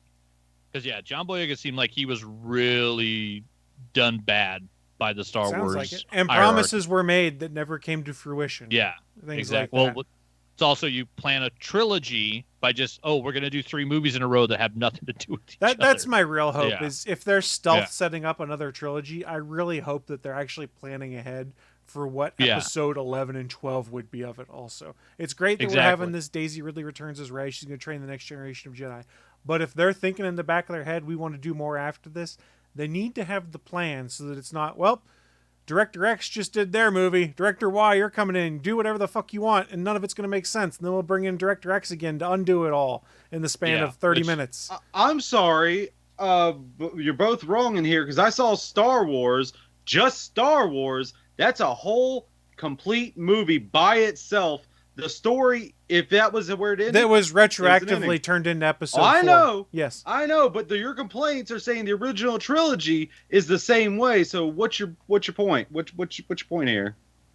I trust George Lucas if he was going to do that path. Disney's Yeah. already proved they can't handle All right, an ad hoc trilogy the planning for prequel Star trilogy. Wars. Then you trusted that? The prequels hold up better than people want to say. Fair enough. So there are parts where it's like, Now, I still have issues with episode 1 that I think there needed to be a firmer hand that reined in some of George Lucas's impulses.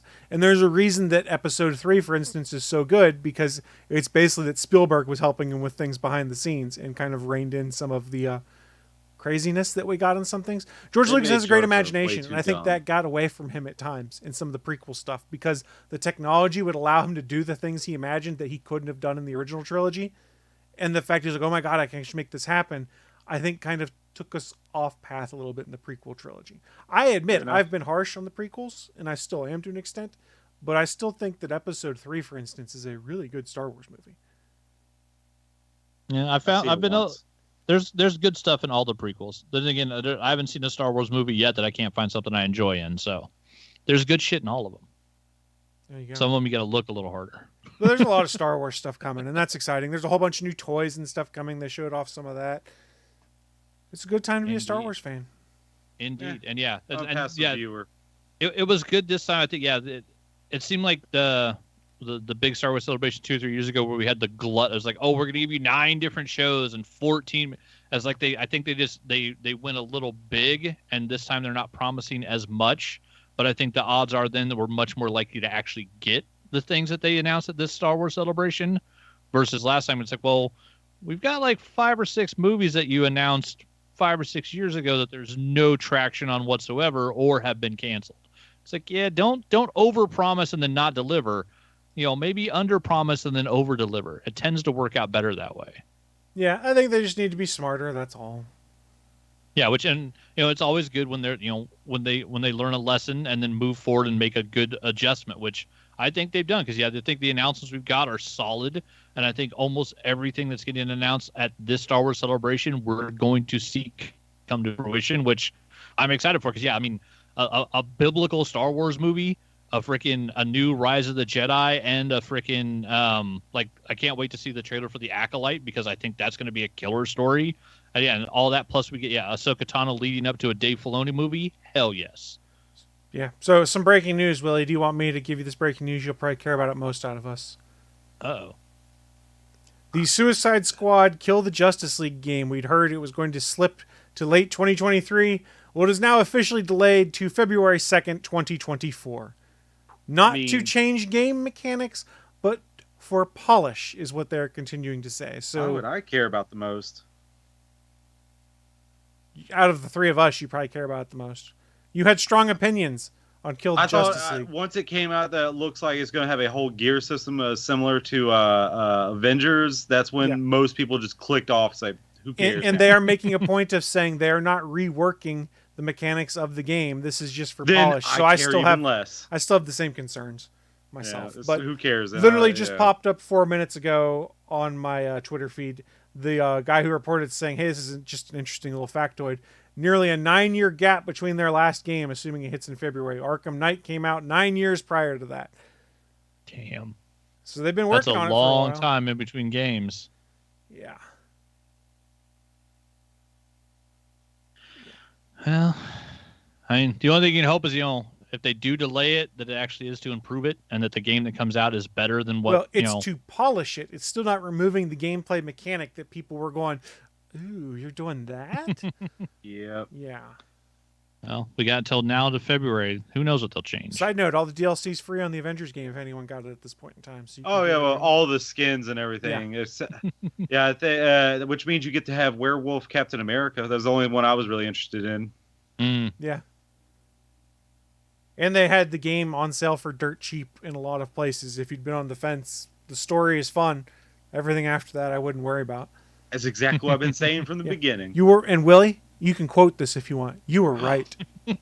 Willie, you were right. I'm going to hit the clip button, and you can take that and make it a ringtone or whatever you want. It's going to be on the Twitch channel, clipped out of me saying, Willie, you were right.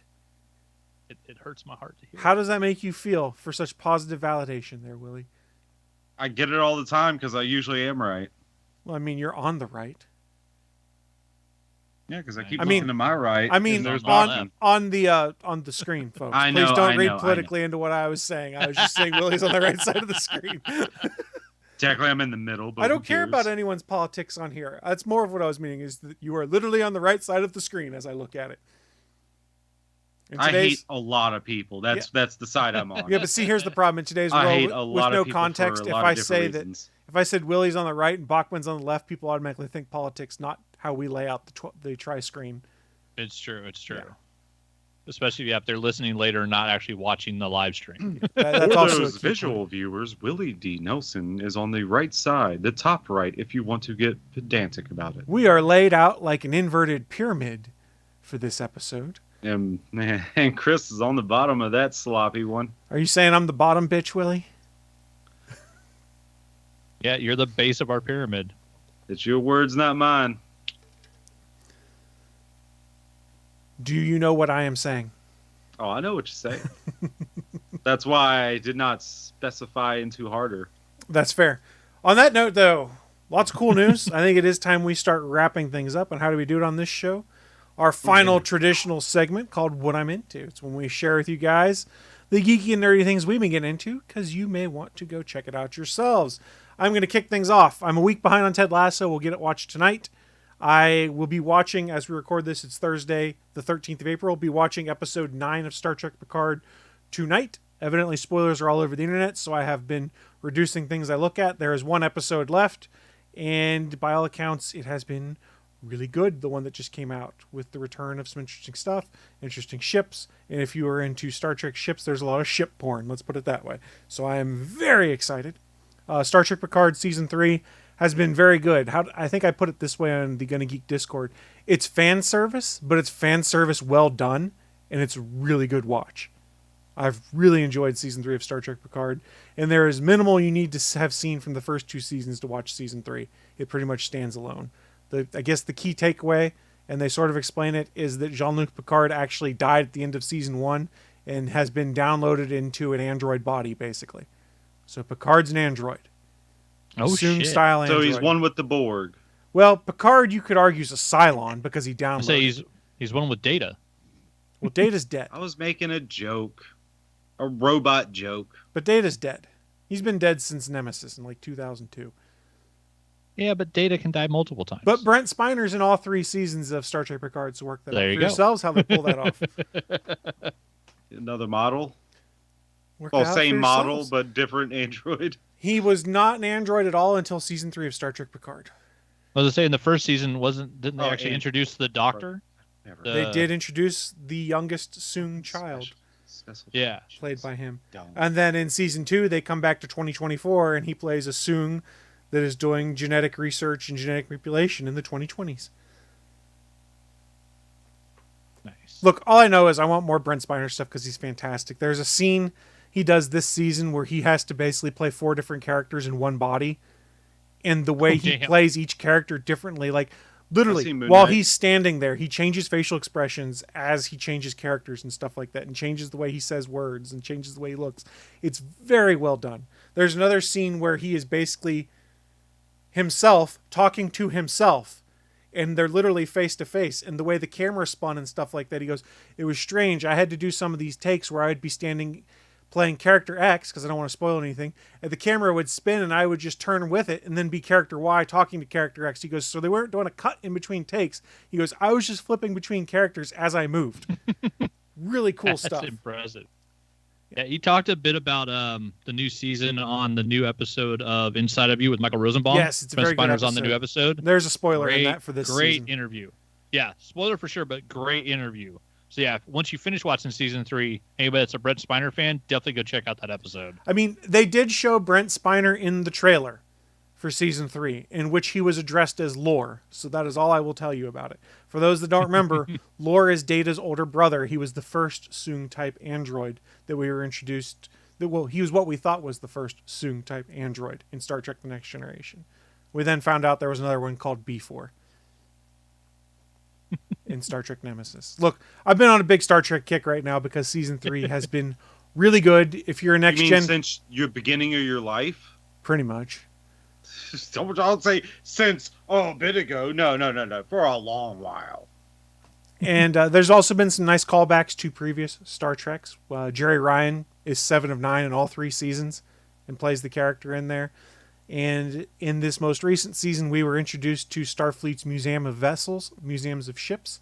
And we got to go see a lot of old ships that we hadn't seen in many years. So the Enterprise A, for instance, Kirk's Enterprise, USS Voyager, USS Defiant, things like that. Nice. We're all at the museum and then shown. And this is kind of cool because it's the first time we've had Voyager in full modern computer-generated imagery, which was really neat. Nice. Was the DS9 in there? DS9 was not, but the Defiant was. Okay. So they did the ship but not the base. Yes. And then as they were showing all those ships, they did the different musical cues from those shows. So like when Voyager came on, the Voyager theme was kind of playing in the background. When the Defiant showed up, the Deep Space Nine theme was playing in the background. And then when they showed off the HMS Bounty, let's go back in time to Star Trek 3 and 4. You know, the movie where they go back in time to save the whales? They brought back the HMS Bounty, and it was in the Fleet Museum. Yeah, you got to put it somewhere. There's some really cool stuff. There's a lot of cool Easter eggs for fans. It's great. Also on Apple TV Plus, I've been watching Mythic Quest, which I've really been enjoying. And I found out that Ubisoft kind of produces it, which is kind of interesting because there's all these nice in-jokes about, hey, the studio in Canada is calling about such and such. Like, oh yeah, it's totally Ubisoft. Cool. What else have I been getting into? I have to put together a coffee table this evening because we bought a new coffee table. So me, 38-year-old grown adult, was excited that I had a new coffee table coming. I get to put together and put in my living room Hey, but tonight. exciting. You got to go to IKEA. No, I bought it on Amazon. I know, I'm just teasing. No meatballs? I didn't go to IKEA. IKEA's an hour and a half up the road. They didn't have the coffee table I wanted there. I did look on their website. Sadly, it was not there. There's probably other stuff I'm getting into that I'm just not thinking of. It happens. There's video games. I bought the Darkness 1 and 2 because they were like $3 each on the Xbox sale and started playing Darkness 1. That's been pretty fun. Never read the comics. Yeah, me neither. And then getting prepped to play Redfall, which now I'm slightly concerned about when that drops at the beginning of the month. That'll be on Game Pass, though, so who cares? That's what I've been getting into. Mr. Willie D, what you been getting into? Oh, me. Well, since I've been alluding... Actually, I'm going to hold off to that illusion. My buddy came over just the other night. We finished RRR. I think they said the Bollywood movie. And it was an amazing time. I will say that movie has the spirit of the Yakuza games, like the story of the Yakuza. It's not the exact same, but it is the spirit, like how everything like works. It goes to the over the topness. It is in the same spirit of. That's why I love the fucking Yakuza games and the stories. And speaking of which, I've been blasting through those games. I am now done with. I'll do them in numbered order. I've finished Yakuza 0, Yakuza 1, Yakuza 2, Yakuza 3. I just finished Yakuza 4, and I did, between Yakuza 2 and 3, I did go up to Yakuza Like a Dragon, which is Yakuza 7, technically, in the main storyline. And now I'm on Yakuza 5, and it's been such a good time. Like, the story, I cannot believe the story is still so good to this day. Like, I don't know how to stress this enough. If you haven't played Yakuza at all, give it a try. That's all I'm asking. I don't know if you're gonna like it or not. You definitely might not have the same taste as I do, but these games are well worth the try to see if it latches onto you like it did me. Like, this has turned into my favorite game series just by what it is. And it is so hard to describe. Lots of mini games that vary, and there are different ones in each different game. And they're just, it's not even the main game's a beat 'em up. And it's just so good. The story just gets you. You'll be crying, and then you'll be cheering, and then you'll be hooting and hollering. It's all over the place. So I've been enjoying that. I think I'm like a quarter or slightly under a quarter of the way through Yakuza 5. Then after that is Yakuza 6. And then I'm not sure if I'm going to replay through Yakuza Like a Dragon, which once again is the 7th of the mainline series. They just had the subtitle without the number. So I try to give it the respect. But then after that is going to be the Judgment and Lost Judgment games. And then finally, Like a Dragon Ishin, which we mentioned earlier, which takes place in, I forget which era of Japan, but they're using swords and guns at the same time. And I off the top of my head, I can't remember what era that is of Japan's history. My apologies. But you're fired. Who Willie. does have what's that wrestler's name? Kenny Omega. Kenny right? Omega. Yeah. The best bout machine. Mm-hmm. Formerly the belt collector. Fair enough. And I know I keep reiterating and iterating and reiterating again on how great Yakuza is, but it's for a reason. Like, I'm not doing... I fall in love with it every time I play it. Even the side missions had me fucking crying. It went from ridiculous, like, what is this? This is just a side mission, to like, no, that's fucking sad, man. And then it ends with a happy ending. Oh, and it's like, yeah, it's just, it's all over the place, and it's so good. I can't reiterate that enough. I'm sure I've done more things than that, but That's all I'm gonna leave it at. Because what more do you need? Why are you asking me for so much? Back off. Because I have great expectations of you, Willie. That sounds like a book title. It is. I don't know how to read. I know you know how to read. You like playing RPGs. You have to read to play RPGs. Well, also Yakuza games, because only 2 of them in the entire history of all the Yakuza games have been dubbed. See? You get that nonsense The very out of first here. one back on the PS2, and the very last one in the mainline series, which is Like a Dragon. Oh, well, I don't even wait. Is Like a Dragon Ishin dubbed? I don't even know that. I don't know if that one is. I don't think it is. Like a Dragon is. The most recent, Yakuza Like a Dragon, which once again is the 7th in the mainline series, it is dubbed as well. Willie, you're our Yakuza evangelist here. 100%. If I can turn some people, I've done a good job. You're the Joel what's his face of Yakuza to me. Olstein? Yeah, there you go. I'm not as scummy. That's true. I insult you. Nobody is. My intent wasn't to insult you. I apologize. Hey, if the place, if you're starting to, if you see some flood, you can come to my house, man. I don't mind hanging out. See, there you go. Willie's already automatically better than that dude. Yeah, I'm not a piece of shit. Low bar.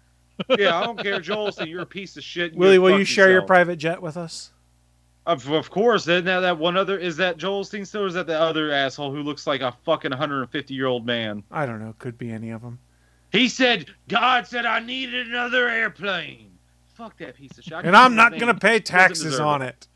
Goddamn right. Why? But you dared to get a refund refund from the government last year, so I'm going to tax you on that because it's income. Fuck you. Oh, yeah. Friendly side note. As we record this, it's April 13th. If you live in the United States, taxes are due in 2 days. You'll figure it out. You didn't know your return and spend it? Never mind. I haven't gotten Mine's all my already return gone. back. Got anything else for us, Willie? He's thinking. I also been playing a lot of Jeopardy, the one where you use your phone to press the button to buzz in and you say into your microphone your answer. It's not perfect, but it works good enough 95% of the time. It does mess up from time to time.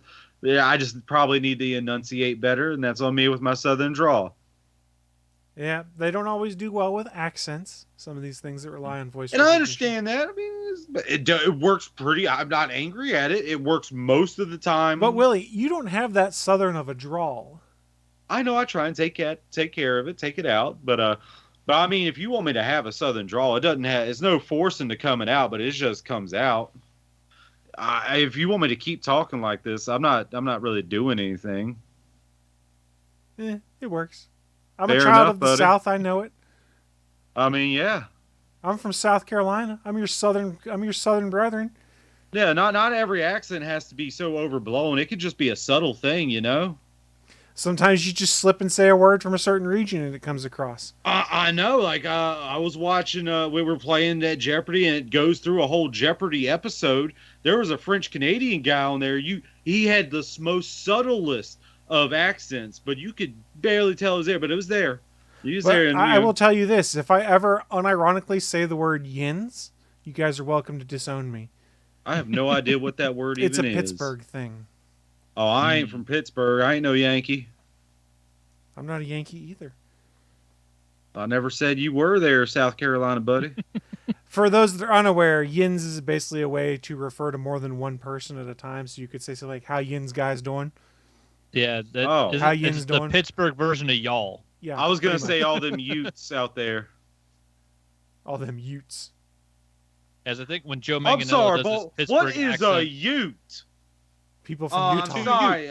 Sorry, The two Jeff. Utes. Utes. The two Utes. Why don't you finish things up for us, Bachman? What you been getting into?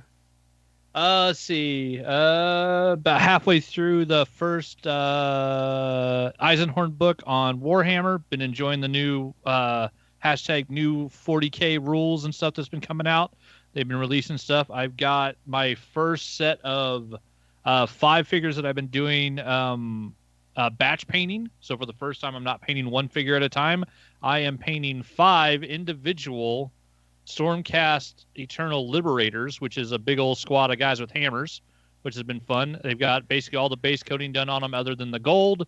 So today I'll slap a gold cover on those, and they will look fantastic. Been just following a ton of people on Instagram, learning new painting techniques, and watching tons and tons of YouTube videos. I mean, you put the word Warhammer into YouTube, and man, you get a lot back. Playing a bit of, I think I'm about 60% through Miles Morales again.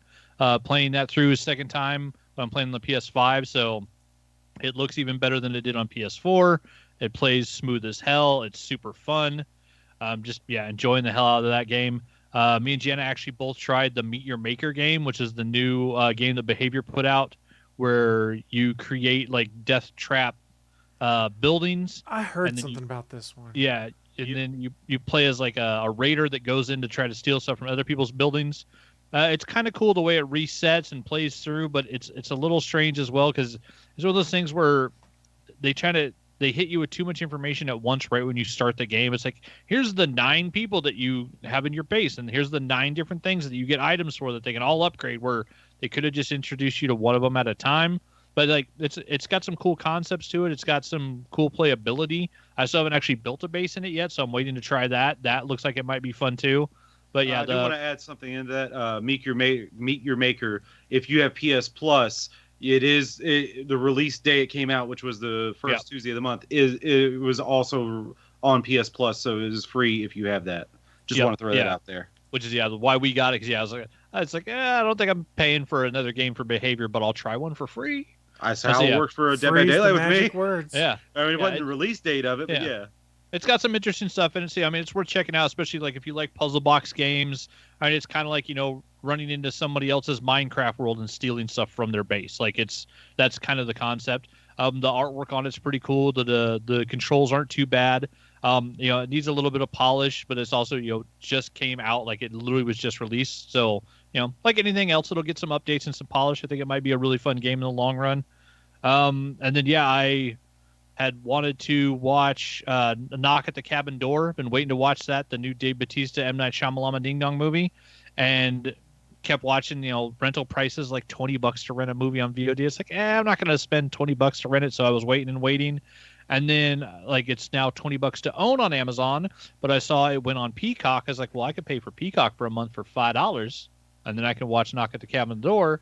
And so we're waiting to watch that tonight because, of course, last night we had Mandalorian, which are all caught up and we're loving that. And the night before, I actually watched Violent Night, which is also on Peacock, the David Harbour Santa I didn't know Die it was Hard on movie. Peacock. Oh shit! I'll tell you this. I own the movie and I still haven't watched it because I'm a dipshit. If you don't have Peacock, are you just a dipshit from Chicago? It's worth $5 just to watch Violent Night.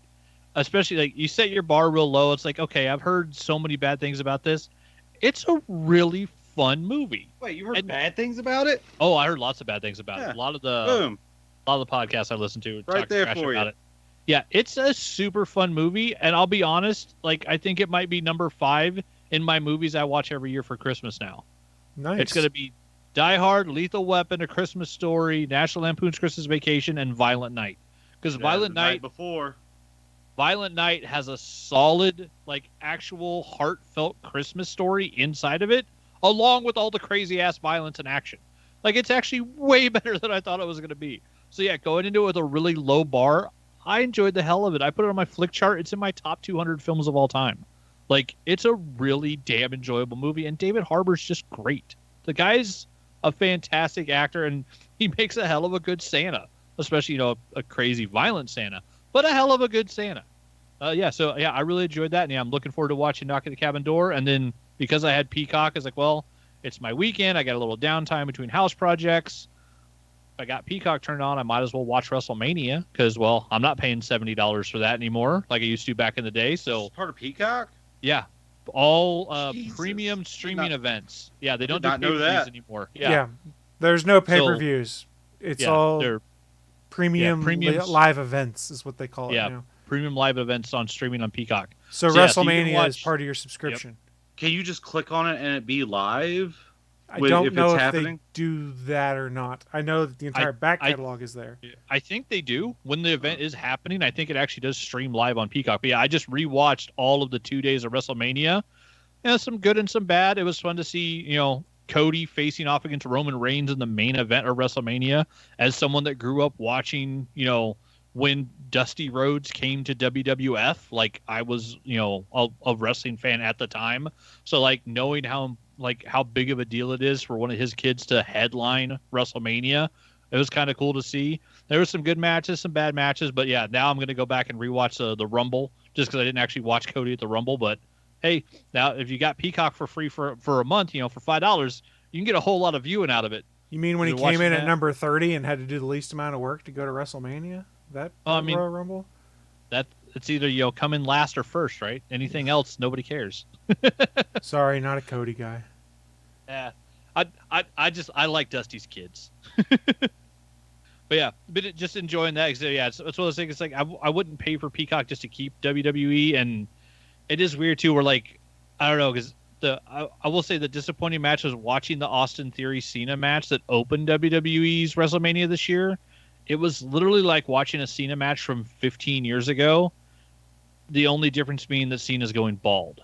Like, that was the only difference in that matchup stuff I've seen him do nonstop for 15 years. And I don't know, he looks weirdly thin around his face. Like, well, yeah, he's a less built. He's doing a different kind of workout for acting versus being a professional wrestler, I think.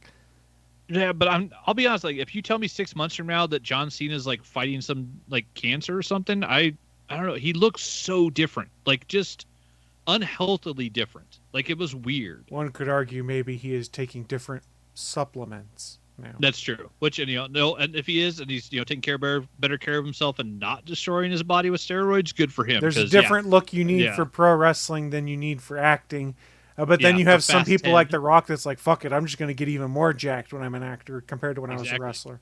I'm just going to keep getting bigger forever. But yeah, so it's been enjoyable to go back and watch some of that stuff. And then, there's a few other things on Peacock that you can get caught up on now. I was watching, I'm halfway through the second season of the Chucky TV show. So that was something like I never watched it on Sci-Fi, and then now it's streaming on Peacock. It's like, well, that's something I can put in the background while I'm working, and, I'm not going to miss anything big. I've got to the point where, watching, like, they have a pair of actors playing the young Charles Lee Ray and the young Tiffany, and showing, like, their murderous, like, rampage when they started dating.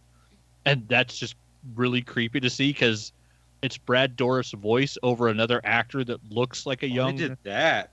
Yeah, and it's really creepy. And then they did the same America thing with... Yeah, and they did the same thing with Jennifer Tilly, so it's a different actress playing the young Tiff. But yeah, that voice is unmistakably Jennifer Tilly. Nobody sounds like that. But yeah, it's a funny, interesting show. So I've been enjoying it, and it's good background noise. And then I just got to the second season of Longmire, which also it's a pretty good show. A big Katie Sackhoff fan. I love detective stories. I like westerns. It's a good mix of all of those things. And yeah, it's something where I had never gotten into it. I watched the pilot once or twice and just it never hooked me. And yeah, went to try it again, and because Jana has loved that show, and she's like 4 seasons into it. I was like, okay, I'm gonna sit down and start this one, and I've kind of torn through the first season of it. It's like, damn, this show is good. And as a kid growing up with La Bamba and Richie Valens, like, I know that Lou Diamond Phillips is an awesome actor, and seeing him in the show running the guy that runs the Red Pony, like, he's fucking great. He's such a great character playing off of Walt Longmire. And yeah, I watched Lou Diamond Phillips do anything. The dude's awesome. Longmire is one of the agents from the original Matrix movie. The guy that plays Walt? The guy that plays Walt. He's one of the agents from the original Matrix. Oh, wow. I'll have to go back and watch I didn't realize it too. And then I was like, holy crap, he's an agent. That's crazy. All right. I just thought it was cool having, Thank you for noticing, Mr. Anderson. Well, he's not Smith, but... Yeah. Yes, but I'm assuming they all talk with a cadence like this. Mr. Oh, yeah, they're all robots. Yeah, that's why I was... Yeah. Surprised. Good show. Yeah. A year into or a season into it. Yeah, and I'm enjoying the hell of it. So, I mean, that's one of the things that, we got on Netflix. So, yeah, my Max subscription might be going away if we don't get AEW. But, yeah, Netflix, I always seem to be able to find another show to start. And so I don't know if I'll ever want to give up Netflix, because between the movies that they put on there and then, the shows that I've got a list of like 10 TV shows I want to eventually watch, and I think 6 of them are on Netflix. So I always find something on there worth watching. No. That's what I'm getting into. Well, thank you, Mr. Anderson. Sorry. Will, you've got that stuck in my head. No, I just want to do that. Good, you're welcome. I'm sorry. Good, you're welcome. Welcome. Thank you so much. On that note, we are going to shut things down. Friendly reminder, we do stream the show live every week. Basically, stay tuned to the social medias to see what time we'll be doing it. And we are also part of the Gonna Geek Network. You can find a wide variety of other podcasts over that way. Head on over to GonnaGeek.com/network, or just go to GonnaGeek.com and click the network button. You can find all the other shows that make up our network of friends. And if you want to talk geeky and nerdy stuff with us or with other folks on the network, there is a Discord at GonnaGeek.com/Discord. There is a specific channel for our podcast, all the other podcasts, and then just for talking nerdy stuff. There is a spoiler-filled discussion for TV and movies right now that I haven't gone on to all day because I don't want to be spoiled with what happened in Star Trek Picard. I hopped on long enough to be like, well, I'll see you guys this evening. Bye. And haven't gone back on there. Trying to avoid Twitter and Instagram on Mandalorian Day has been my main thing every Wednesday. It's like, y'all be out there spoiling shit a minute after an episode hits TV. Like, come on, man. And then the worst is the people that go online like, if you don't want to see Mandalorian spoilers, don't go online. I don't know what you're complaining about. I'm like, no, it's called people need to have a little bit of self-control and not start spoiling as soon as it comes out and try and get social media clout by being like, oh my God, did you see such and such in Mandalorian? Dude, no. That's the thing I don't get. Not everyone's privileged enough that we can stay up till midnight to watch a television show and then go to work and be able to go to work the next day. Oh, Chris, you're on the East Coast. You know you don't have to wait till midnight like the West Coast. Saying some of us, some people have jobs. My alarm goes off at 5 a.m. for work. I know. I'm just teasing, Chris. I'm there with you. I'm with you. That's one of those things that's always rubbed me wrong is people want to justify their spoiling because, well, I stayed up to watch it. Why can't you? Well, I've got other shit to do. Yeah, there's other priorities. Yeah.